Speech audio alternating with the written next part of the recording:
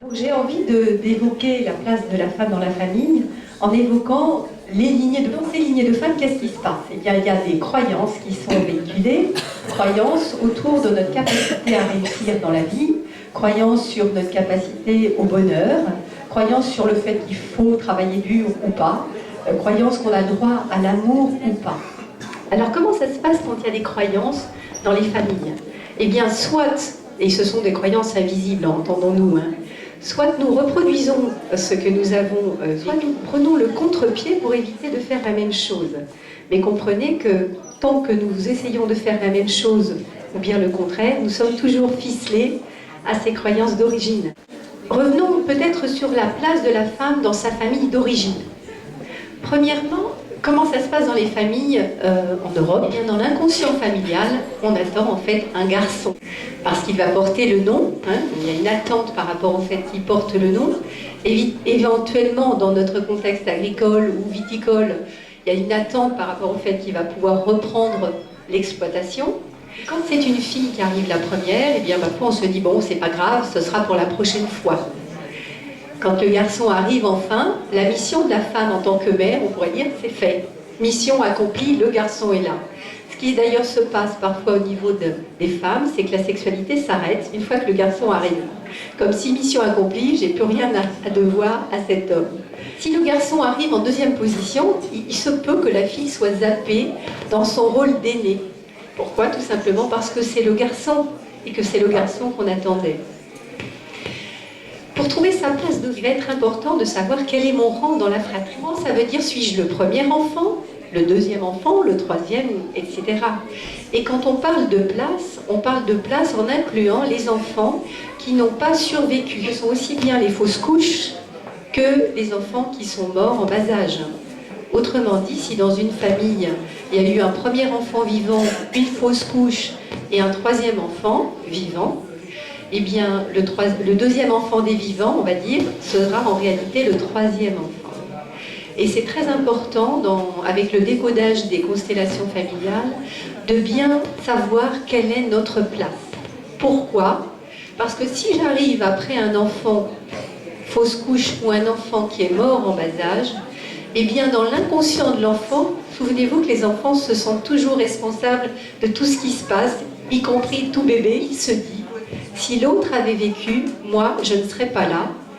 Et donc, il ne prend pas sa vie, il ne prend pas sa place, il se vit comme un enfant de remplacement. Et les enfants qui arrivent après les fausses couches, parfois après des interruptions volontaires de grossesse, ont du mal à prendre leur vie, à prendre leur juste plan. Dans le travail des constellations, on va remettre la place de l'enfant qui n'est pas resté en ordre pour que celui qui reste en vie accepte de prendre sa place et réalise qu'il n'a pas volé la vie de celui qui est parti. Intégrer tous ceux qui sont partis, y compris les exclus. Alors, comment voit-on qu'on attendait un garçon dans une famille? On peut avoir des indices en regardant quels sont les prénoms qui nous ont été donnés.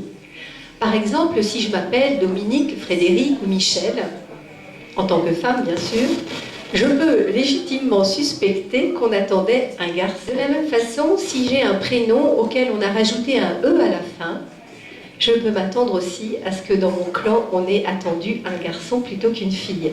Exemple, Roland, simplement une féminisation du prénom Roland. Quoi qu'il en soit, ça n'est pas grave, j'ai envie de vous rassurer. Si vous portez un prénom mixte, c'est juste un indice. Après, le garçon est-il arrivé ou pas dans votre clan? Vous savez ce qu'il en est pour votre vie. Les prénoms sont aussi porteurs de missions. On parle de langue des oiseaux. C'est la sonorité du prénom. Comment peut-il être entendu si on l'entend d'un point de vue relativement musical? C'est Sylvie. Et c'est un prénom qui est souvent donné dans les clans quand il y a un enfant qui est mort avant. Écoutez le prénom Sylvie, vous pouvez entendre si il vit. Pour parler de place dans les familles, il faut aussi parler de place vis-à-vis de papa et de maman. Et on s'aperçoit dans certains cas qu'il y a des filles à papa. La fille qui prend une place plus importante que celle qu'elle devrait prendre, eh bien souvent, on s'aperçoit que la fille à papa est identifiée à la première compagne du père. Si la première compagne du père n'a pas été reconnue, sa place n'a pas été honorée, eh bien la fille reprend le flambeau comme si elle était à la place de la première compagne du père. Et ça va se voir dans les familles parce qu'il y aura de la rivalité entre la mère et la fille de façon inexplicable. La mère ne pourra pas voir son enfant comme son enfant. Quand la mère est en conflit avec sa fille, il y a parfois à s'interroger sur comment a-t-elle pacifié la relation avec l'ex-femme de son compagnon. Et vice-versa, bien sûr. Les secrets de famille véhiculent un certain nombre de messages inconscients de la famille. Et les secrets de famille, pour ce qui concerne les femmes, parce que ça existe évidemment pour les hommes, seront véhiculés dans des comportements, des attitudes, des colères inconscientes vis-à-vis de l'homme, vis-à-vis de situations, et qui n'appartiendront pas à la personne qui les manifeste en réalité. Point sur les enfants, les filles à papa dont je vous parlais tout à l'heure, il y a parfois certains symptômes que l'on va retrouver chez ces enfants, qui sont encore identifiés donc à l'ex-partenaire du père. Ça peut être par exemple de l'eczéma. Ex-éma, si vous écoutez ça dans la langue des oiseaux, vous entendez ex, E-X, éma, A-I-M-A. Donc il y a parfois des clins d'œil comme ça dans le vocabulaire qu'on utilise, dans les symptômes qui se manifestent, qui nous donnent des indices sur ce qui est à travailler. Pour créer un couple, une femme doit quitter sa famille d'origine. Ça paraît évident, mais si une femme n'a pas quitté sa famille d'origine, et quand j'entends quitter, ça n'est pas uniquement de sortir de sa maison et d'aller vivre avec un homme, ça veut dire quitter le système de référence de sa famille pour construire un nouveau système de référence avec son conjoint. Si elle n'a pas quitté sa famille d'origine, il va y avoir des tiraillements entre les deux familles, puisque si elle ne veut pas quitter sa famille d'origine et son conjoint non plus, elle indique par là que sa famille a plus de valeur que celle de son conjoint. Quitter sa famille d'origine, ça veut dire renoncer symboliquement à papa en tant que, vous savez, les petites filles qui disent « quand je serai grande, je me marierai avec papa ». Mon papa, c'est le plus beau de la terre. À un moment donné, la jeune fille garde ça. Et quand elle va construire sa famille, eh bien, elle renonce à papa et elle renonce à l'enfant. Ça veut dire qu'elle accepte de s'impliquer dans une relation d'adulte et de quitter son foyer familial. C'est pour ça que l'importance du mariage revient souvent dans les conversations quand nous accompagnons des personnes dans les constellations familiales, parce que vous avez des gens qui vous disent « mais le mariage c'est qu'un bout de papier, ça n'a franchement aucune importance ». Ça a quand même une certaine importance parce que se marier, c'est quitter l'enfance. Et c'est aussi, a priori, accepter de prendre le nom de l'homme, puisque la femme donne la vie et que l'homme donne le nom, il y a un juste équilibre. Et qu'en prenant le nom de l'homme, la femme quitte l'inceste symbolique avec son père. Et l'homme quitte l'inceste symbolique avec sa mère. Et chacun donc fait un pas et avance dans la vie. Quand la femme négocie avec ça et qu'elle souhaite garder son nom de jeune fille, alors elle n'a pas fait tout le travail. Elle a fait un bout du chemin, mais pas complètement tout. Et quand elle prend le nom composé, eh bien, elle en négocie encore, fait un bout du chemin, mais pas complètement tout. C'est important aussi dans les familles que l'homme fasse une place à la femme. Et il va devoir faire une place à la femme. Je regarde parce qu'on n'a pas beaucoup d'hommes parmi ceux qui nous écoutent. L'homme va faire une place à sa femme en la présentant à ses parents et en disant clairement « cette femme, c'est ma femme ». Et il y a souvent des rivalités, je ne sais pas mesdames, vous avez sans doute observé, entre la femme et la belle. C'est le rôle de l'homme de dire à sa mère « cette femme, c'est la mienne, c'est elle que j'ai choisie. C'est avec elle que je vais fonder une nouvelle famille et c'est elle ma compagne. Tu resteras toujours ma mère, ça rien ni personne ne pourra le changer, mais c'est elle ma mère. » Et ça a l'air évident de le dire.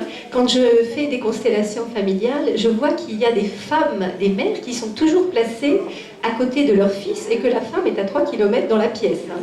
Il s'agit donc pour une personne de parler d'une problématique et de choisir dans l'assistance, donc en général ce sont des groupes d'une dizaine de personnes, des personnes qui vont représenter papa, maman, le conjoint, et de les placer dans l'espace comme dans un ciel étoilé. C'est pour ça qu'on utilise cette métaphore de la constellation.